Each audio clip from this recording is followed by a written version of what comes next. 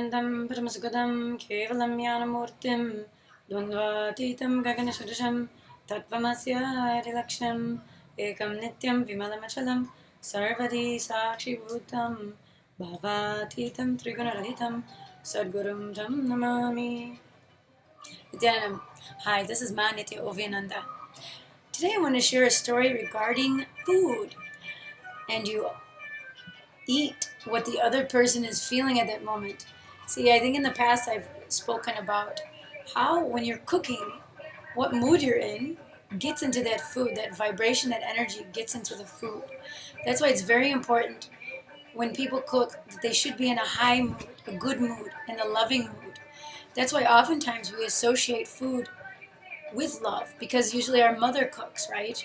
Or our grandmother, typically. In most traditions, many times that's the case, and because a lot of times that's how they show their love, by cooking. So we associate that together, and we do notice it when they cook.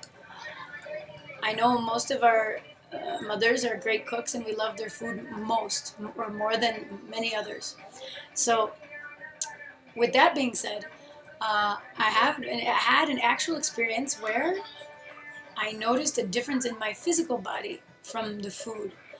See, for many years now, I had the blessing to live at Bengaluru Adinam, where all our food is cooked sattvic and according to the agamas, the Shiva agamas, the Bhagas Shastra.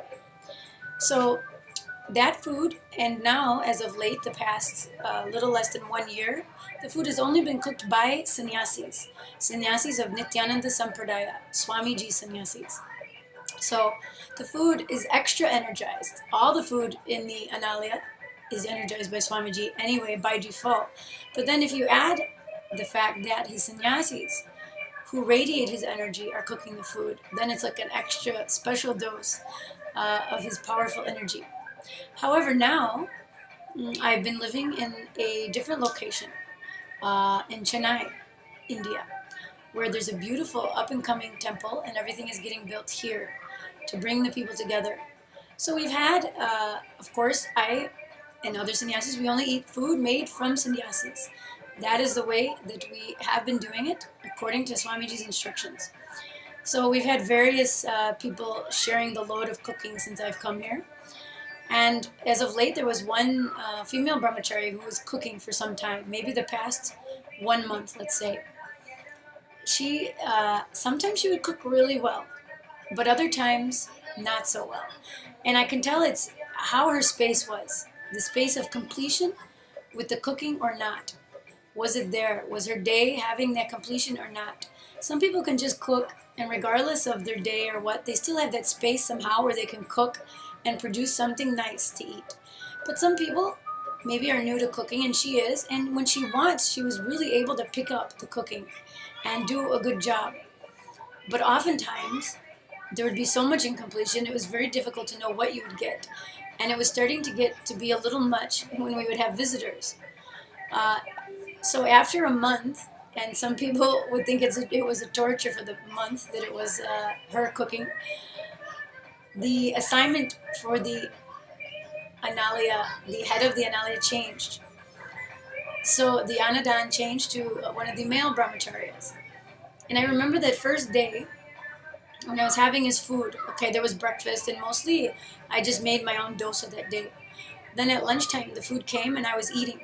And the food was tasty, yes. He has his paka. Paka means he's just the right, he really is a great cook, perfect, authentic Indian cooking. So the food was tasty. But as I was eating the food, I almost felt my body was like, thank you. It was a very strange feeling. I felt as I was eating that the body was almost replenishing itself, as if it was deprived of something. Now granted, I have never, thankfully, gone hungry. And I have never, been with a lack of any food. And I've been very fortunate.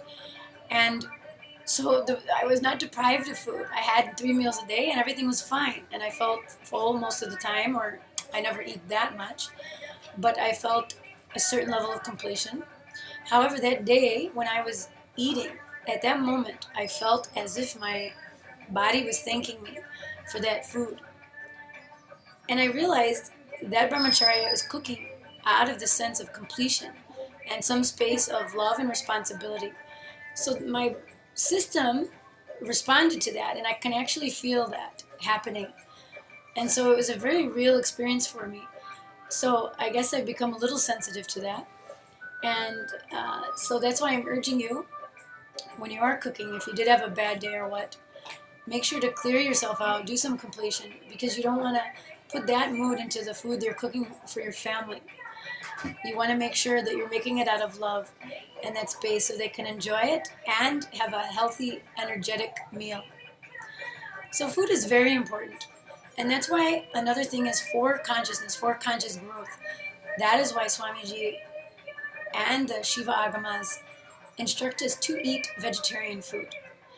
Vegetarian food, because it's non-violent. It's made in a non-violent way.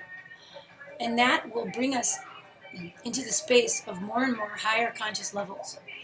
When you eat food of such a negativity, when an animal is suffering and put in such a trauma, that food is then polluted with that fear that the animal went through, and then the mood of the person killing that animal, and then the person actually cooking that animal.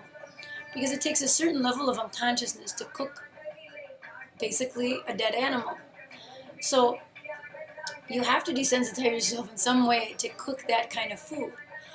Even if it's made with a lot of love, there's still a negative reaction that the system will have to that food.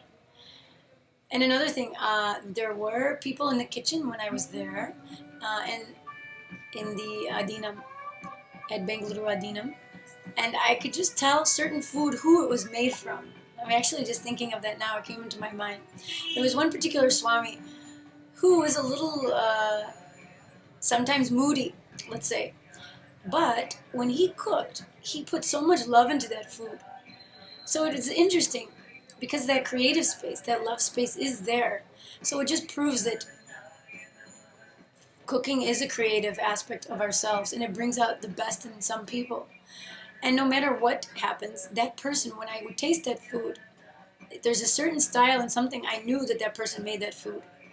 So it is truth that cooking is a sacred act, and it is very important to fuel your body with food, not only healthy organic food, but also food made with TLC, tender loving care. So I hope you enjoyed this story today. I hope you also consider what I said anytime you're cooking. At least for a little while, you can drop any anxiety or any bad feelings you had during the day and make a lovely dinner or lunch or breakfast for your family. Nityananda.